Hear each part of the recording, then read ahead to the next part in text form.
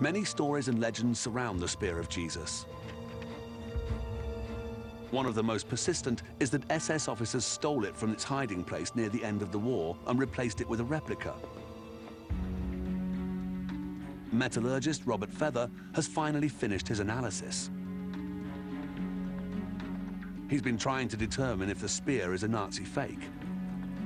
It's quite out of the question. It's a genuine article, that I have no doubt. It's too complex, and some of the items, we can be very sure about the date of them, so it's not a fake, that's absolutely certain. At last, one of the most enduring myths is debunked.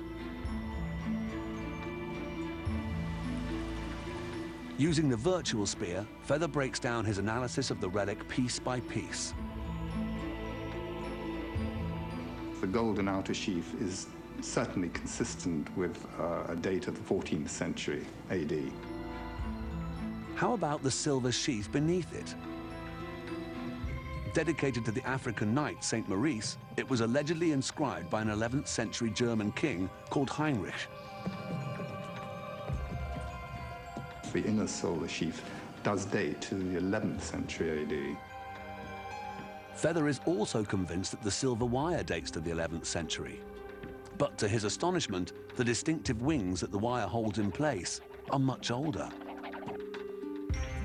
They're clearly not part of the original spear. The composition from X-ray fluorescence indicates that they are probably from a dagger blades of around about the 7th century as well. The big question is, how old is the main body of the spear, the blade? Could it date to the crucifixion? But as we peel off the gold sheath and the silver sheath and we get to the core of the spear, the probability is very strong that it's 7th or 8th century AD. Refuting centuries of legend, Feather concludes that the spear does not date to the time of Christ. But that's not the end of the story.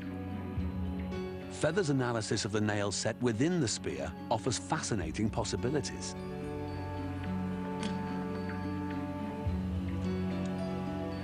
Comparing it with a nail recovered from a 1st century AD crucifixion, he's amazed by the resemblance.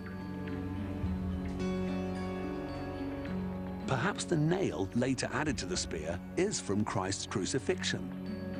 The likelihood of the nail as being a nail from the crucifixion, I think, is extremely remote. Its state of preservation pretty well excludes that possibility. But under high magnification, Feather believes he's found something no one else has seen before.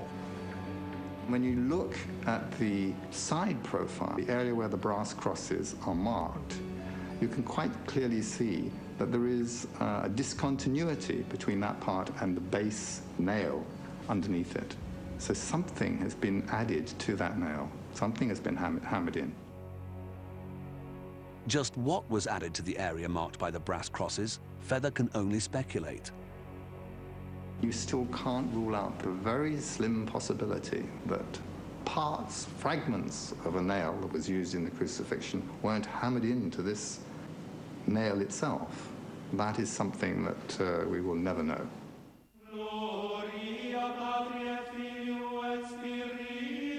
The spear continues to cast its spell.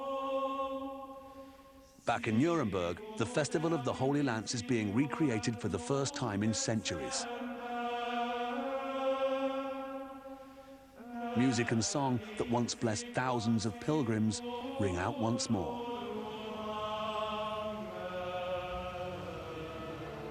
It's a link with an immensely significant event in the past, the crucifixion of Christ.